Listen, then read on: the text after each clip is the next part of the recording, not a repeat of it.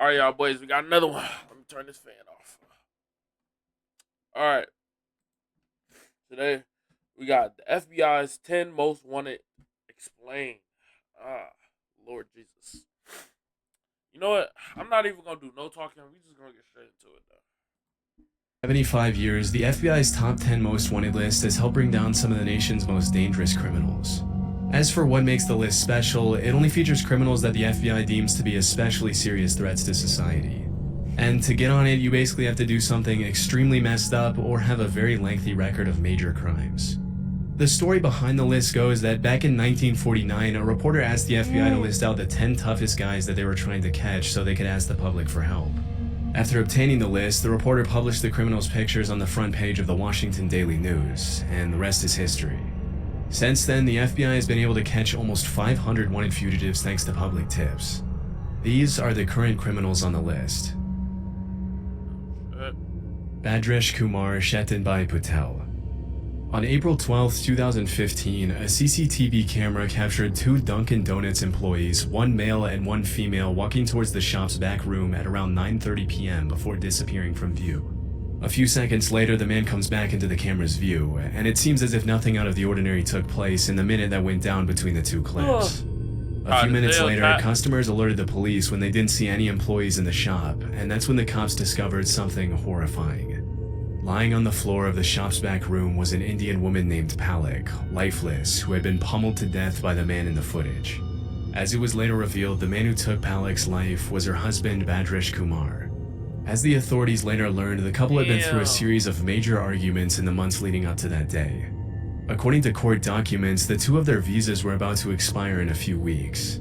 Palak wanted to go back to India, but Bhadresh Kumar wanted to stay in the US, and it looks like he couldn't find a better way to communicate his frustration with the situation than to brutally take his wife's life. After the crime, Bhadresh Kumar was last seen taking a taxi from a hotel in New Jersey to a train station in Newark, but what he did after that is really anyone's guess. To bring more attention to a suspect who might otherwise walk away scot-free, the FBI placed him on the most wanted list.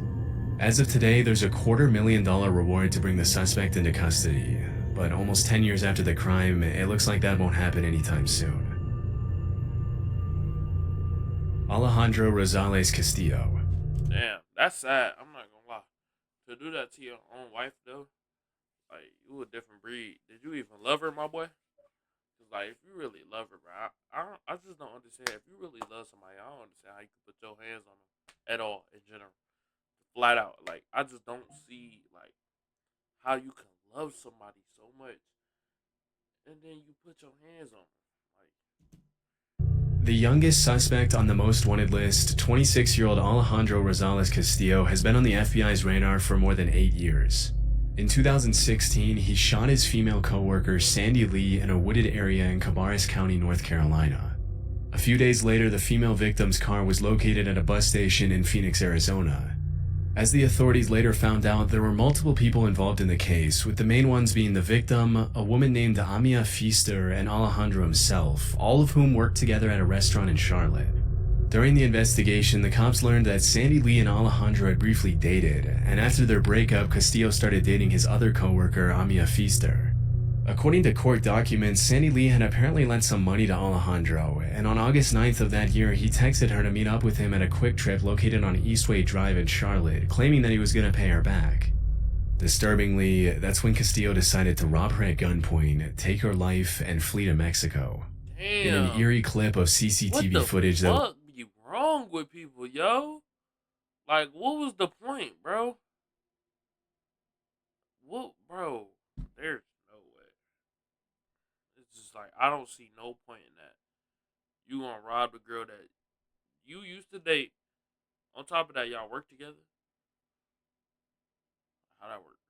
You know she ain't getting no money because you ain't getting no money. So it's like, what was the point? was later released by the authorities, the suspect can be seen crossing the Mexican border through Nogales, Arizona, along with his girlfriend Amia. A couple of months later that same year, Amia turned herself into the authorities in Mexico and was charged with accessory after the fact of felony murder and larceny of a motor vehicle. Based on her testimony, she and Alejandro had been staying with the killer's cousin. At some point, Castillo had once again disappeared with no explanation, and that's when she decided to turn herself in. As of 2024, the FBI has no further clues that could lead to Castillo's arrest. Right now, all they know is that he's probably still living in Mexico. The last time he was seen, he wore his hair short and shaved on the sides, but that's pretty much all they have to go on. As of today, there's still a $250,000 reward out for his arrest, but there have been no further updates on his case. Damn. Before we move on, I wanted to take some time to Not today. either like this good thing. How long is Was stepped on stage in a beautiful red dress at the Coin Rush global event in Wembley, London to talk about her vision for the future of her crypto company OneCoin. During the presentation, she claimed that in 2 years, everyone would forget about Bitcoin and that OneCoin would dominate the crypto world as the one true cryptocurrency. It's hard to imagine that any of her excited, applauding investors knew that they were stepping into what was later described by the New York Times as one of the biggest scams in history.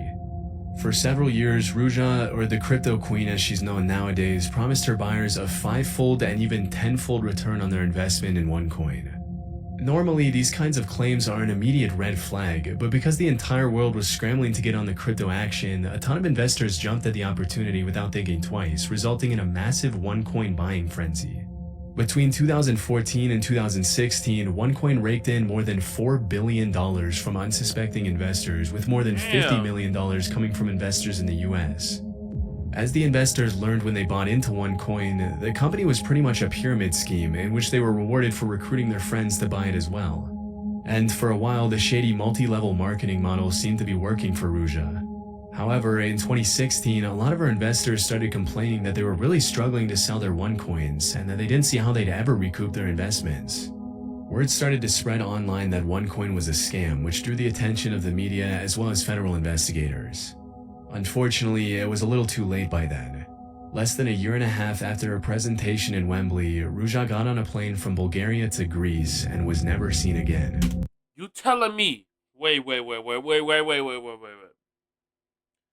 Bro said they racked in like 4 billion. Right? Hold on. Let me. For a while, the pyramid scheme in which, as the investors learned when they bought into OneCoin, dollars coming from more than $4 billion. Bro, you telling me she... Oh my gosh. Bro, in a year, she raked in $4 billion that hopped on a plane to Greece to never be seen again.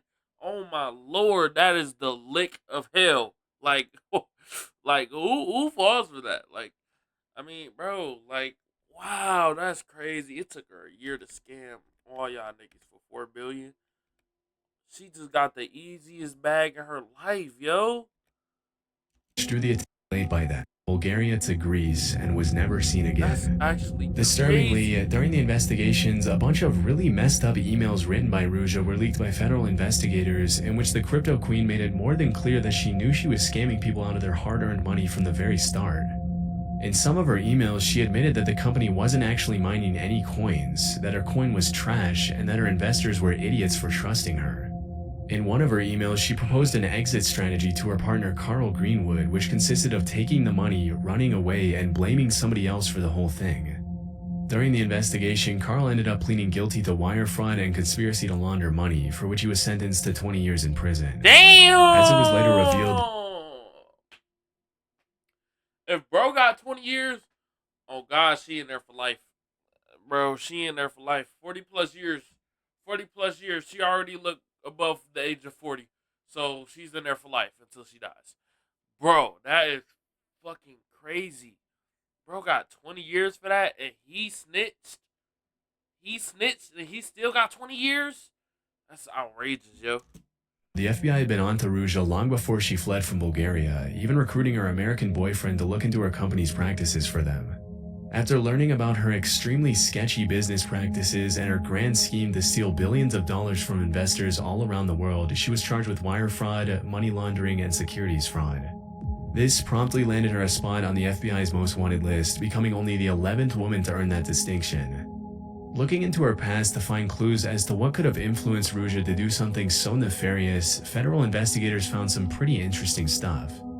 As it turns out, Ruja was fluent in 4 languages, was extremely intelligent, once had a job at a high-ranking consulting firm, and had been obsessed with fashion and maintaining her image from a very young age.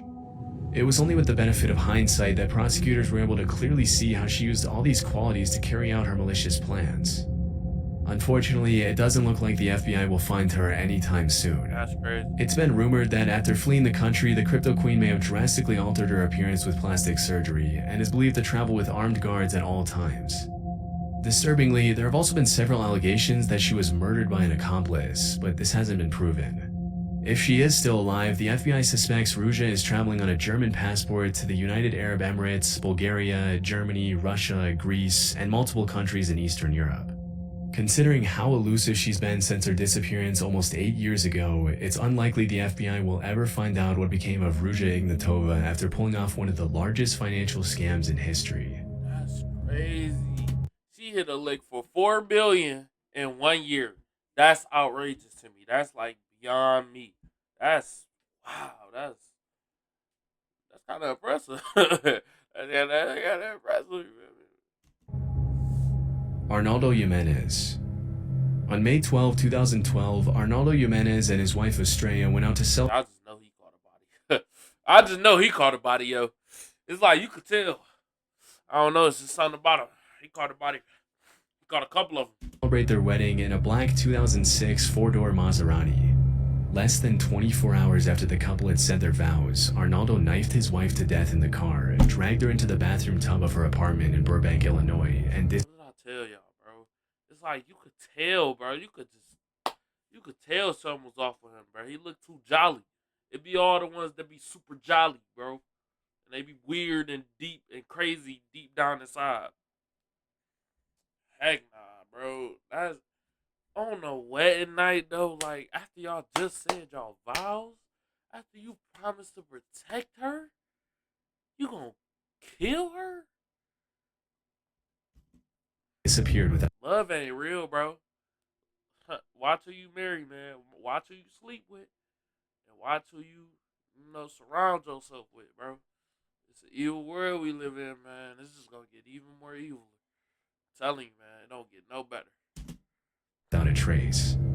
When Estrella didn't come back to pick up her kids at school the next day, her family called the cops, who ended up finding Estrella's remains still in her wedding dress in her bathtub. Damn! Immediately, a nationwide Still in a wedding dress? Fuck. That's deep, bro. That's crazy, bro. That's crazy. I ain't gonna lie. That's actually wild. search for Arnaldo was launched, but by that time the suspect was long gone. During the investigation, it was revealed that Jimenez had reached out to a friend before fleeing and told him, "If anyone asks where I am, tell them I went to Mexico." Since then, the authorities have received multiple tips that Jimenez may have fled to Durango or Tamaulipas, Mexico, where he's believed to be hiding out with family members. Initially, a $100,000 reward was issued for anyone with information that could lead to his arrest, but 4 years after he was placed on the most wanted list, the FBI increased the reward to $250,000. Burbank police have stated that in the past 12 years they've received hundreds of tips about Arnaldo's whereabouts, but none of them have led to anything significant. After the crime, investigators traced his phone and determined that he had traveled from Chicago to Tennessee, then to Arkansas, and from there to Hidalgo, Texas, very close to the Mexican border. They were unfortunately unable to determine where he went after that. Police have also revealed that the car in which Arnaldo carried out his heinous crime was never found. If the suspect is ever caught, he'll be spending the rest of his life in prison for first-degree murder and unlawful flight to avoid prosecution. But based on how things have played out since the last time he was seen, it's unlikely Arnaldo will ever pay for his atrocious crime. Vatel Ominison. As the leader of one of Haiti's largest and most violent criminal gangs, Craze Barry, Vatel Ominison, which do not let his name fool you, he is indeed not innocent, has terrorized the region for years, earning a spot on the FBI's most wanted list for his role in a string of brutal kidnappings and murders. In October 2021, he collaborated with the notorious 400 Mawozo gang to carry out the high-profile kidnapping of 17 Christian missionaries in Haiti. Disturbingly, 5 of the kidnapping victims were children, one as young as 8 months old. Held at gunpoint, the hostages were reportedly kept captive for 2 months while the gangs demanded a ransom of $1 million per hostage. It was only after an anonymous donor paid an undisclosed sum to Craze Barry and 400 Mawozo that the missionaries were finally released. Based on court documents, Innocent and his crew ended up spending the ransom money on weapons. That same year, the Haitian president was assassinated, which caused Innocent's influence to grow exponentially in the chaos that engulfed the country. In the aftermath of the assassination, Cranesbury claimed new territories and expanded their ranks quicker than the cops could even keep track of. In 2023, Cranesbury boasted an estimated 600 members, many of whom were young children who were involuntarily recruited to serve Innocent's criminal organization. Almost exactly 1 year after the kidnapping of the Christian missionaries, Cranesbury kidnapped 2 U.S. citizens under Innocent's orders, Marie Odette Franklin and Jean Franklin. Unfortunately, one of the victims did not survive, while the other was held for a $300,000 ransom. Somehow, Innocent still managed to walk away scot-free. In April 2024, CNN released an interview where Innocent brazenly showed off his luxury home, which sticks out like a sore thumb in the extreme poverty surrounding him. Surrounded by gold-rimmed couches and chairs, Innocent explained to the reporter how he came to power. In the interview, he shamelessly blamed Haiti's corruption on the country's politicians, refusing to take any responsibility for his own actions. Interestingly, he also alleged that before becoming the leader of Cranesbury, he had once owned multiple legitimate businesses, including a hotel and a rental car company, but said his companies were destroyed by the government. Bro, this nigga basically took over the fucking city, yo. Like, bro, I mean, yeah, like, literally, well, the country. That shit, hey, this nigga's really a supervillain, yo. Like, this nigga's really a MC. Like, this is actually crazy. According Like, the president gets assassinated, and this nigga starts taking over. And he takes over so quick, the police can't do nothing about it. That shit, hey, that shit too crazy, yo. to multiple crime analysts, Innocent was once a political activist before he turned to violent crime to maximize his influence. Back in the US, Innocent is wanted by the FBI for an insanely long list of crimes, including kidnapping for ransom, theft, murder, assault, vehicle theft, and destruction of property. There's a $2 million reward for information leading to his arrest. With powerful connections and an armed gang, it'll be pretty tough to ever bring him to justice. $2 million? Omar Alexander Cardenas. In 2022, the FBI released 2 eerie before and after clips of a man walking into and then running away from a shopping mall area on August 15, 2019. The man seen in the video is 29-year-old Omar Alexander Cardenas, and let's just say that he didn't exactly go shopping in the time that elapsed between those two Fat clips. ass can't even run. After disappearing from the camera's view, Omar walked up to a man standing outside the Hair Icon barber shop at an outdoor shopping center and fired several rounds from his semi-automatic handgun at his head, killing him instantly. Immediately after committing the crime, Omar fled the scene a little after 4 p.m. as he can be seen in the eerie FBI footage.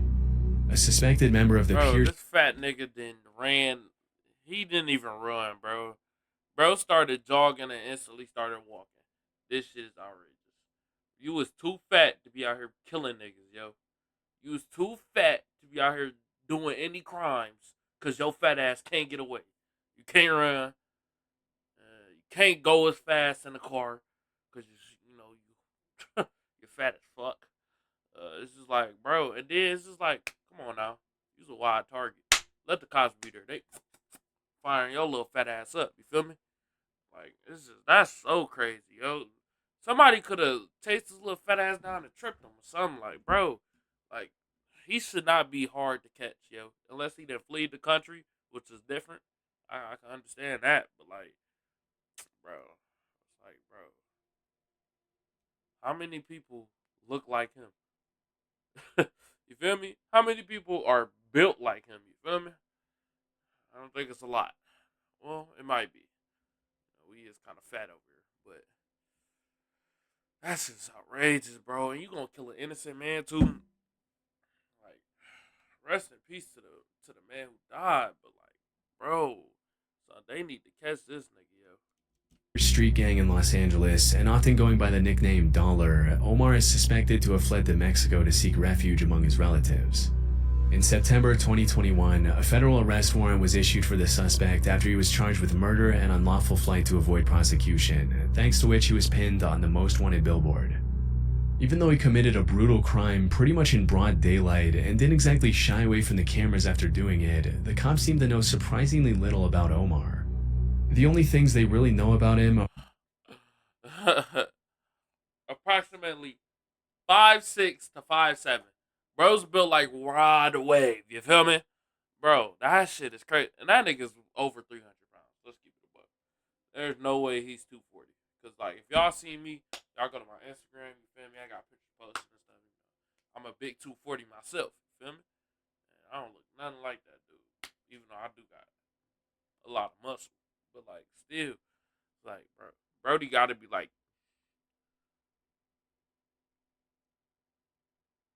360. 360, you feel me? 240. That he's around 300 pounds, wears thick prescription glasses, has at least one He can't even see! He wears glasses! This is outrageous. tattoo, and is considered armed and dangerous. Which alone is hardly enough to track down a criminal who's crossed international borders to flee prosecution. With time, hopefully more information will surface leading to his potential extradition and arrest. But for now, it looks like Omar will remain a most wanted criminal. Nigga bouncing side to side when he that shit crazy. Yulan Adonai Archaga Karayas. Oh yeah, he look like he just killed niggas for fun. Like it's like he look like he got anger issues, yo. Like why do people like, oh bro, come on. Back in the 80s, a gang known as the Mara Salvatrucha was set up to protect Salvadorian immigrants from other gangs in the Los Angeles area. Fast forward a couple of decades, and the Mara, or the MS-13 for short, had become one of the most brutal and violent criminal organizations in the world. Nowadays, MS-13 has a strong presence in El Salvador, Guatemala, Honduras, Mexico, the US, Canada, and even Spain. They engage in all kinds of criminal activity, from drug trafficking, human trafficking, extortion, murder, and racketeering, often using extreme violence to maintain their influence and control. For many years, a man named Yulan Adonai Archaga Karayas operated as the head of MS-13's criminal activities in Honduras, providing support and resources to the gang in Central America and the US with firearms, narcotics, and loads of cash. Often operating under his alias Porky, Yulan is wanted by the FBI for trafficking multi-ton loads of drugs through Honduras to the US and for the killing of several rival gang members. Among Porky's colorful criminal charges, you'll find everything from murder to racketeering conspiracy to drug importation to possession of machine guns. Even though he's only around 160 pounds, Yulan is considered one of the most powerful men in Honduras, as the MS-13 gang has had the country in a chokehold for years. Damn. The most shocking part of the story is that at one point, Porky had already been apprehended by the Honduran authorities and was even taken to a courthouse for a hearing on charges of murdering 2 Honduran prosecutors. But during the hearing, 20 armed men dressed up in the same clothes as the anti-gang police units walked into the building escorting a veiled suspect and suddenly opened fire on the guards. In just a few seconds, the men subdued the guards and safely escorted Porky out of the courthouse, killing 4 police officers in the process. For obvious reasons, Porky is considered armed and extremely dangerous. Due to the sheer nature of his crime, Bro's 5'5", 160. Come on, bro. That is like, come on, bro. And that's one of the most dangerous niggas in the world. Hey. the FBI is offering $5 million to anyone who can provide information leading to his arrest. One of the things that makes it extremely difficult to track a suspect like Porky down is that he's taken every possible measure to fly under the radar. Although he's believed to still be in Honduras, he and his security team use untraceable numbers from Israel and Poland, and he goes to extreme lengths to keep his whereabouts a secret when he contacts his family. Although the hunt for Porky is far from over, he's likely to remain one of the most elusive and dangerous fugitives on the FBI's most wanted list for years to come. Alexis Flores.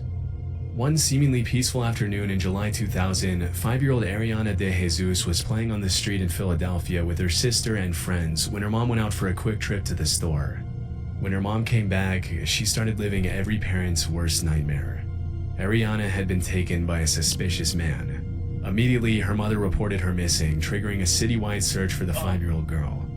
In a desperate effort to bring more attention to the disappearance, Ariana's family and friends covered every neighborhood wall, light post, and stop sign with flyers and missing posters, but nobody had any clue what had happened to the little girl. Unfortunately, after a few weeks of searching, the cops found her unresponsive in the basement of an abandoned apartment building just a few blocks away from where she had been taken. Disturbingly, the authorities also found a t-shirt featuring a bold political logo at the crime scene, which they deduced belonged to the suspect. During the investigation, a man came forward stating that he was pretty certain the t-shirt had belonged to a guy he only knew as Carlos, a drifter he had once employed as a handyman. Unfortunately, despite the promising lead, the case went cold for several years, leaving Ariana's family devastated and confused. It wasn't until 2007 that the authorities were able to analyze the shirt again thanks to recent advances in DNA technology, and what they found changed the course of the investigation forever. The DNA in the shirt was a perfect match with that of a man named Alexis Flores, who had been arrested in Arizona in 2002 for shoplifting and in 2004 for forgery. Unfortunately, by the time his DNA was linked to the crime, he had already been deported to Honduras years earlier for other, less serious crimes.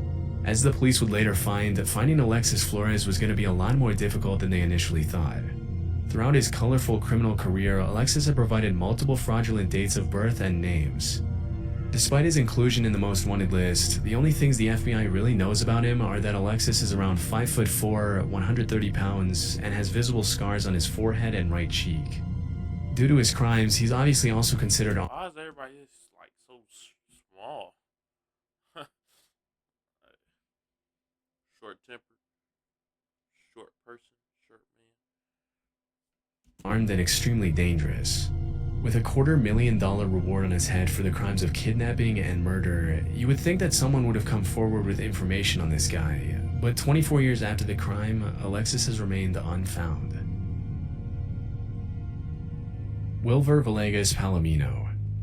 The National Liberation Army, or ELN, is a Marxist-Leninist guerrilla insurgency group in Colombia, often referred to as Colombia's last true insurgency and one of Latin America's most powerful criminal organizations.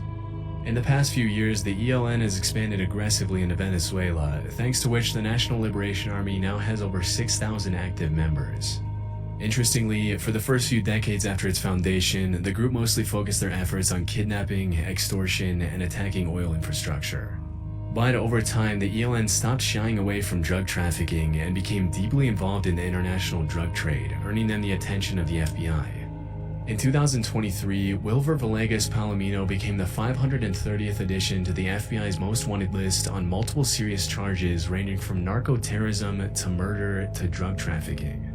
Often running under the alias The Hog, Palomino is a high-ranking member of the National Liberation Army who's been involved in a 20-year conspiracy to distribute drugs from Colombia to the US, thanks to which a warrant for his arrest was issued back in 2020.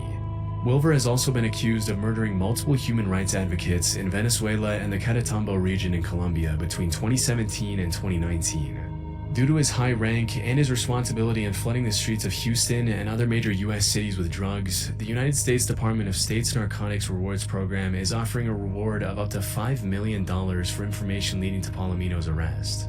As of today, it's a complete mystery where this guy is, but considering the ELN oversees the production of over 200 tons of drugs which are later distributed worldwide, obviously including the US, it makes sense why he was put on the list. Donald Eugene Fields II. Since 2000. What did this old nigga do?